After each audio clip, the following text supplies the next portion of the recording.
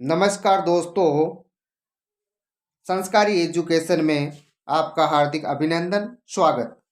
दोस्तों, कुछ महत्वपूर्ण प्रश्नोत्तरी आज जो आपके सामने लेके आए, तो आज शुरू करते हैं। पहला प्रश्न है,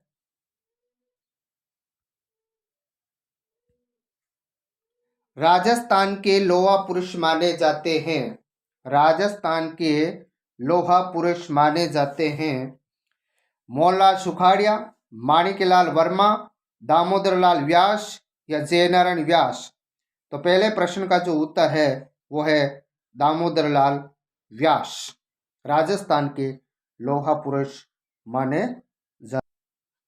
दूसरा प्रश्न हमारी स्क्रीन पर, राजस्थान का क्षेत्रफल भारत के कुल भौगोलिक क्षेत्रफल का है 10.41%, 11.11%, 21%, 15.5%।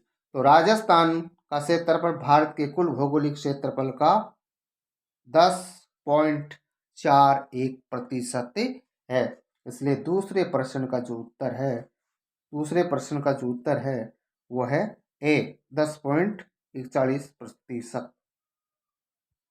तीसरा क्वेश्चन हमारी स्क्रीन पर, निम्नलिखित में से कौन सा शहर जयपुर से सबसे अधिक दूरी पर स्थित है? जोधपुर, बीकानेर, उदयपुर, कोटा। तो तीसरे प्रश्न का उत्तर है वो है उदयपुर। जयपुर से सबसे अधिक दूरी पर स्थित शहर है वो है जयपुर। इसलिए तीसरे प्रश्न का जो उत्तर है वो है सी, उदयपुर। चौथा प्रश्न हमारी स्क्रीन पर, निम्नलिखित में से कौन सा युग्म असंगत है? असंगत को हमें छांटना है। लसाड़िया का पठार उदयपुर सही है, उड़िया का पठार सिरोही सही है, मेसा का पठार राजसमंद ये गलत है। मेसा का पठार है वो चित्तौड़गढ़ में है, इसलिए ये असंगत है। ऊपरमाल का पठार भीलवाड़ा सही है। इसलिए चौथे प्रश्न का जो उत्तर है वो होगा सी। पांचवा क्वेश्चन हमारी स्क्रीन पर, राजस्थान में भूरी मिट्टी का प्रसार क्षेत्र है। बनास नदी का पर्वत क्षेत्र, राजस्थान का दक्षिणी भाग, हाड़ौती का पठार, अरावली के दोनों तरफ के भाग। तो पांचवें प्रश्न का जो उत्तर है वो है बनास नदी का पर्वत क्षेत्र। यानी राजस्थान में जो भूरी मिट्टी पाई जाती है वो है राजस्थान के बनास नदी के पर्वत क्षेत्र में पाई जाती है। इसलिए पांचवें प्रश्न का जो उत्तर है वो है बनास नदी का पर्वत क्षेत्र। छठा क्वेश्चन, छापी सिंचाई परियोजना किस जिले में स्थित है? छापी सिंचाई परियोजना किस जिले में स्थित है? झालावाड़, कोटा,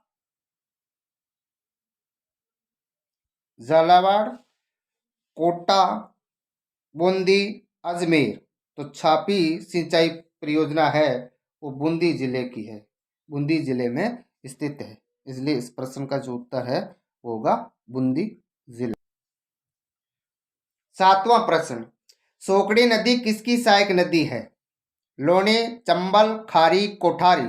तो सोकड़ी नदी है वो लूणी नदी की सहायक नदी है, और ये लूणी नदी है वो पश्चिमी राजस्थान में बहती है। इसलिए सातवें प्रश्न का जो उत्तर है वो है लूणी नदी। आठवां क्वेश्चन, मावठा नामक झील स्थित है उदयपुर में, जयपुर में, अजमेर में या आमेर में? तो मावठा नामक झील है वो आमेर में स्थित है। इसलिए आठवें प्रश्न का उत्तर है वो है आमेर। नवा क्वेश्चन, हरे कबूतर राजस्थान के किस अभयारण्य में पाए जाते हैं? ऑप्शन हमारे पास में घना भरतपुर, सरिस्का अलवर, ताल छापर चूरू, केला देवी करौली। तो हरे कबूतर राजस्थान के सरिस्का अभयारण्य में पाए जाते हैं, सरिस्का अलवर में। इसलिए हरे कबूतर राजस्थान के सरिस्का अलवर में पाए जाते हैं। अगला क्वेश्चन हमारी स्क्रीन पर, सेवण घास किस जिले में विस्तृत रूप से उगती है? सेवन घास किस जिले में विस्तृत रूप से उगती है? बाड़मेर, जोधपुर, जैसलमेर, सीकर। तो 10वें प्रश्न का जो उत्तर है वो सेवन घास मुख्य रूप से जैसलमेर जिले में उगती है। 11वां क्वेश्चन, राज्य मंत्री परिषद सामूहिक रूप से उत्तरदायी होती है? विधानसभा के प्रति, लोकसभा के प्रति, मुख्यमंत्री के प्रति या राज्यपाल के प्रति? तो राज्य मंत्री परिषद सामूहिक रूप से विधानसभा के प्रति उत्तरदायी होती है। इसलिए 11वें प्रश्न का जो उत्तर है वो है विधानसभा।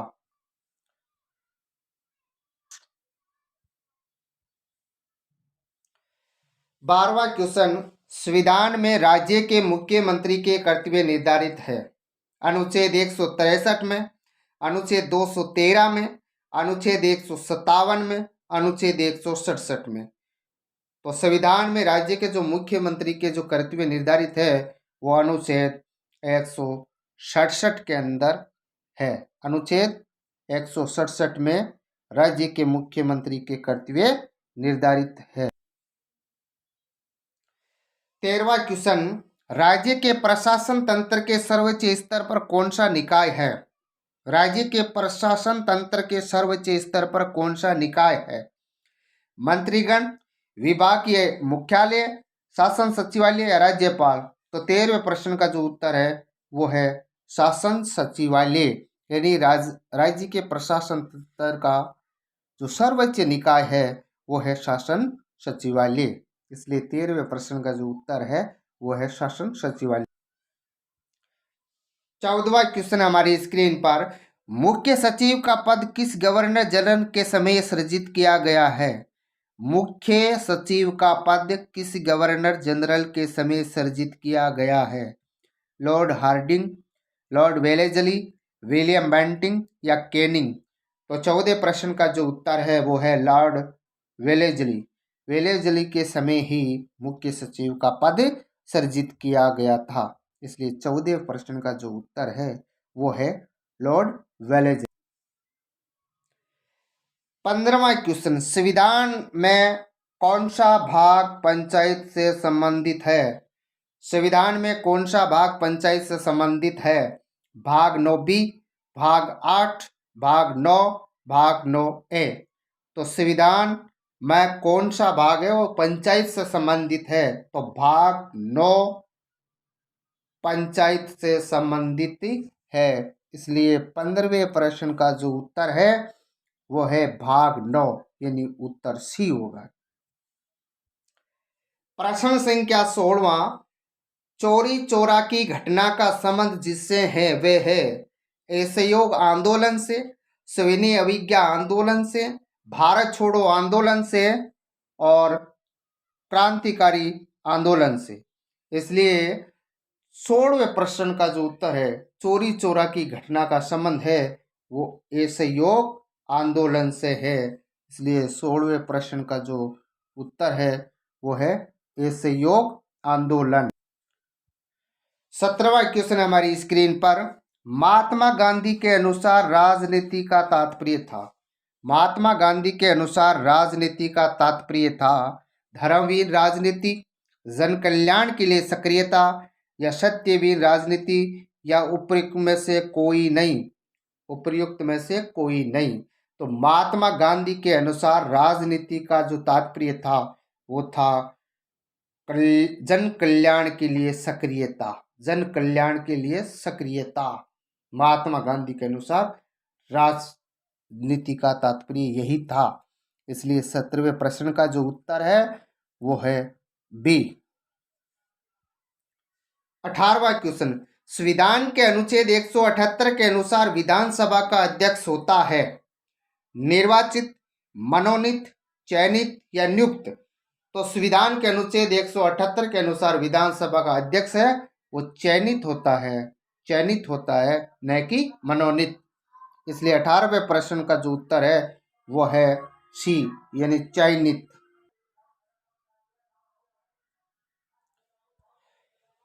19वां क्वेश्चन, सर्वप्रथम गठन राज्यसभा का सर्वप्रथम गठन किस वर्ष में हुआ है? 1950, 1951, 1952, 1953। तो 19वें प्रश्न का जो उत्तर है वो है 1952। यानी राज्यसभा का सर्वप्रथम गठन है वो 1952 में हुआ था।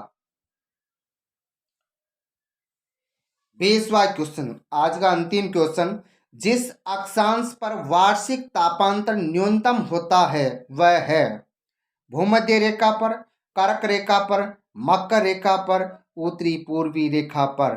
तो जिस अक्षांश पर वार्षिक तापांतर न्यूनतम होता है वो रेखा है भूमध्य रेखा। भूमध्य रेखा पर वार्षिक तापांतर न्यूनतम होता है।